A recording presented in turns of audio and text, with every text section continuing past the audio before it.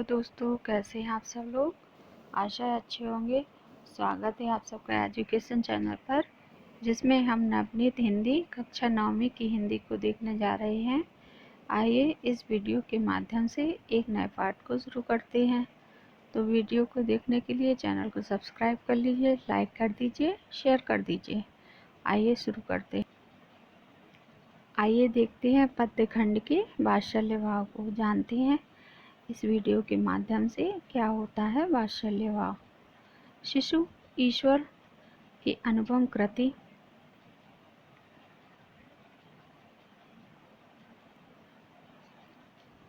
शिशु ईश्वर की अनुपम कृति है।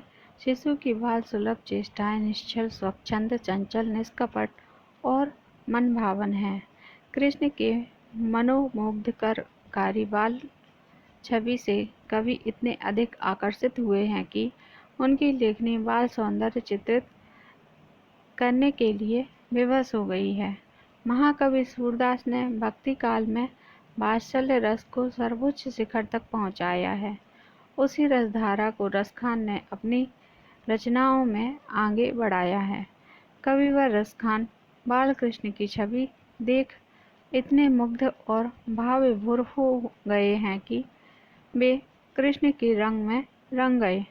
वे यशोदा के आंगन में बाल कृष्ण को खेलता देख उनकी मोहनी छवि पर संसार के समस्त सौंदर्य को निछावर करने के लिए उतावले हो उठे हैं।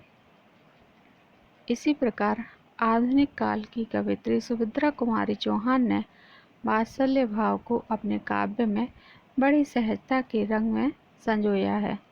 उन्हें अपनी बिटिया की वात्सल्य चेष्टाओं को देखकर अपना बचपन याद आ जाता है, जिसे उन्होंने मेरा नया बचपन कविता में साकार किया। वात्सल्य प्रेम को लक्ष्य कर लिखी गई यह कविता मील का पत्थर कही जा सकती है। प्रस्तुत कविता में उनका मात्र हृदय साकार हो उठा है। वे अनेक यशस्वी प्रतीकों के स्वरूप में बचपन को देखती हैं।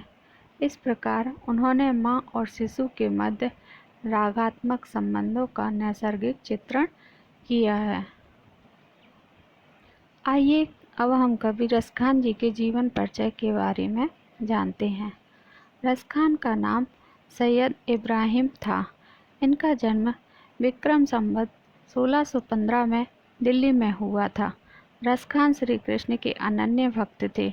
वे दिन रात कृष्ण भक्ति में लीन रहने के कारण गोवर्धन में जाकर रहने लगे थे। कृष्ण के प्रति अगाध प्रेम ने रसखान को कवि बना दिया था। इनकी मृत्यु विक्रम संवत 1685 में ठहरती है। रसखान की मुख्य कृतियां हैं सुजान रसखान, यह 136 छंदों का संग्रह है, और प्रेम वाटिका में केवल 25 दोहे हैं। रसखान के काव्य का विषय कृष्ण प्रेम है। इनका एक एक शब्द कृष्ण भक्ति से सराबोर है। श्रृंगार के दोनों पक्षों का सुंदर एवं सजीव चित्रण दिखाई देता है। रसखान के काव्य की भाषा शुद्ध, सरस और मधुर ब्रज भाषा है। भाषा में प्रवाह और प्रौढ़ता के साथ सरलता और मधुरता के दर्शन होते हैं। मुहावरों का सुंदर व स्वाभाविक प्रयोग होने से भाषा में सजीवता दिखाई देती है। रसखान ने सवैया, कवित्व और दोहा छंद प्रचुरता से लिखे हैं।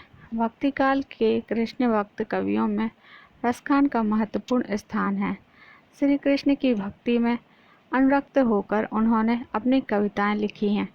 काव्य एवं पिंगल शास्त्र का उन्हें गहन अध्ययन किया। वे अत्यंत भावुक, सहृदय और प्रेमी जीव थे। इनकी नीति संबंधी दोहे भी प्रासंगिक हैं। सुभद्रा कुमारी जीवन चौहान जी का जीवन परिचय। आइए जानते हैं इनका जीवन परिचय। स्वतंत्रता संग्राम सेनानी, राष्ट्रीय चेतना की अमर गायिका सुभद्रा कुमारी चौहान का जन्म 1904 में ईस्वी में इलाहाबाद के एक संपन्न परिवार में हुआ था। वे वीर रस की ओजस्वी कवयित्री थीं। राष्ट्रपिता महात्मा गांधी से प्रभावित होकर वे राष्ट्रीय स्वतंत्रता आंदोलन में सक्रिय भाग लेने लगीं। उन्होंने कई बार जेल यात्राएं भी की और जन जन में देश प्रेम की भावना का प्रसार किया। इनकी मृत्यु अप्रैल सन 1948 में हुई। मुकुल और त्रिधारा काव्य संग्रह, सीधे साधे चित्र, बिखरे मोती तथा उन्मादनी कहानी आपकी प्रमुख रचनाएं हैं। मुकुल काव्य संग्रह पर आपको से केशरिया पुरस्कार प्रदान किया गया। अपनी ओजपूर्ण वाणी में उन्होंने राष्ट्रीयता की भावना से सुदृढ़ अभिव्यक्ति दी।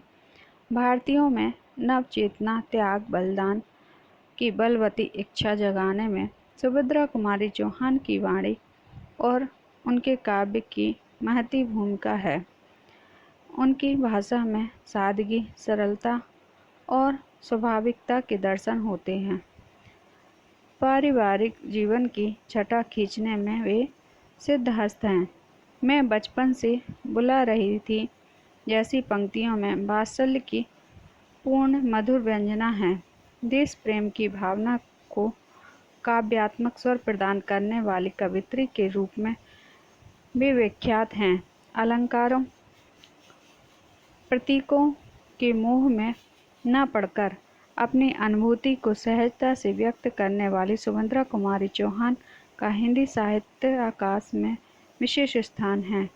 उन्होंने ओजपूर्ण वाणी से भारतीयों में नव चेतना का संचार किया तो वात्सल्य से ममत्व का वे नारी जगत के लिए गौरव हैं।